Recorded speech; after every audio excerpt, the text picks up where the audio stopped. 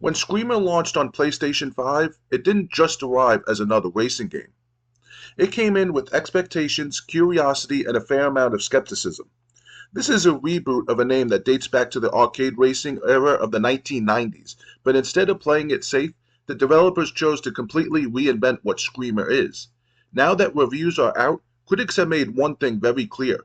This is one of the most unique racing games in years, but whether that uniqueness works for you depends entirely on what you're looking for. Right away, reviewers are emphasizing just how different this game feels compared to anything else on the market. In a genre dominated by simulation-heavy experiences like Gran Turismo 7 or open-world racers like Forza Horizon 5, Screamer goes in the opposite direction. It leans fully into arcade chaos, high-speed intensity, and stylized presentation. Critics consistently describe it as bold and experimental, with some even calling it a much-needed shakeup for racing games that have started to feel predictable. This isn't a game trying to replicate realism. It's trying to create a completely new identity. One of the most talked about aspects in reviews is the control system, which has become both the game's biggest strength and its most controversial feature.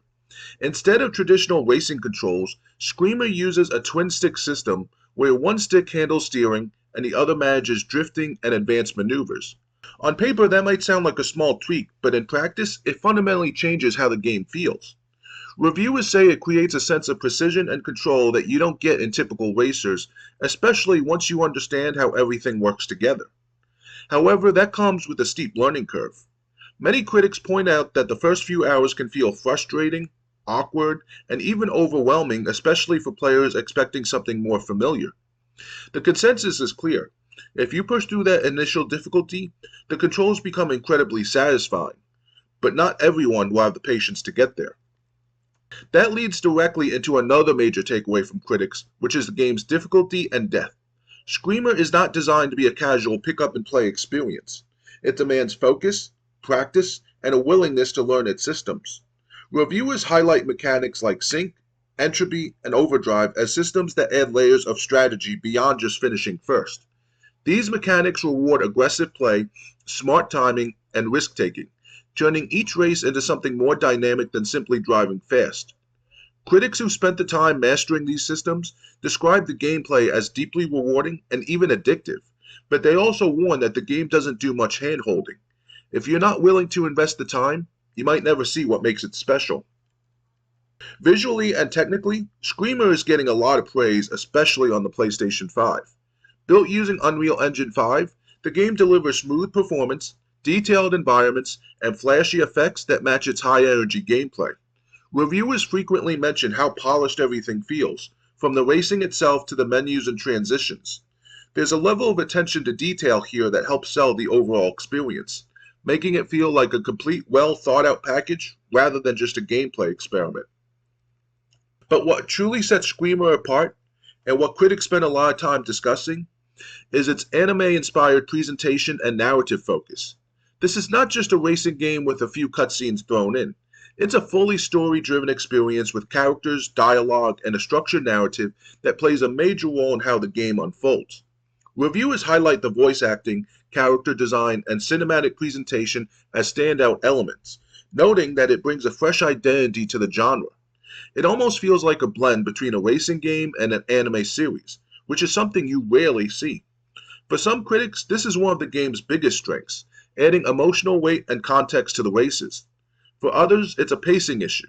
The story segments can slow things down, especially early in the game, and not every player is going to be interested in that level of narrative in a racing title. That divide in opinion carries over into the overall pacing and structure of the game.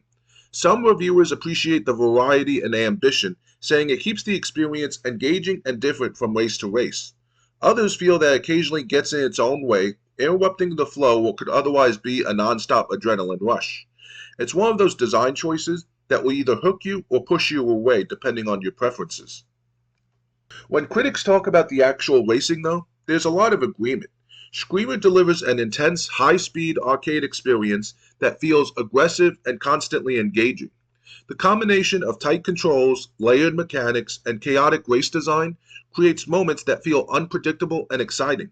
Reviewers often mention how races can shift dramatically in seconds, with risk-reward decisions playing a huge role in the outcome. This isn't just about clean driving.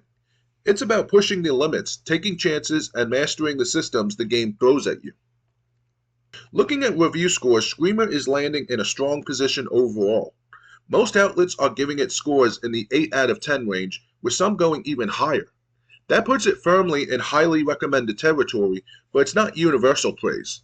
The common thread in nearly every review is that this game won't appeal to everyone. It's ambitious, it's different, and it asks a lot from the player. For some, that makes it one of the most exciting racing games in years. For others, it makes it frustrating and difficult to fully enjoy. So when you put it all together, the message from reviewers is pretty clear. Screamer on PlayStation 5 is a bold reinvention of a classic name, built around unique ideas that don't always play it safe. Its strengths, innovation, depth, and style are exactly what make it stand out, but they're also what make it divisive. If you're looking for something fresh and you're willing to learn its systems, this could be one of the most rewarding racers you play this year. If you prefer something more straightforward, it might be a tougher sell. If you enjoyed this video, make sure to give it a thumbs up, subscribe to the channel, and ring the notification bell so you don't miss any future uploads. And if you want even more content, check out my Patreon, where the latest exclusive video takes a deep dive into whether Xbox and PC are slowly becoming the same console. It's a really interesting topic you won't want to miss.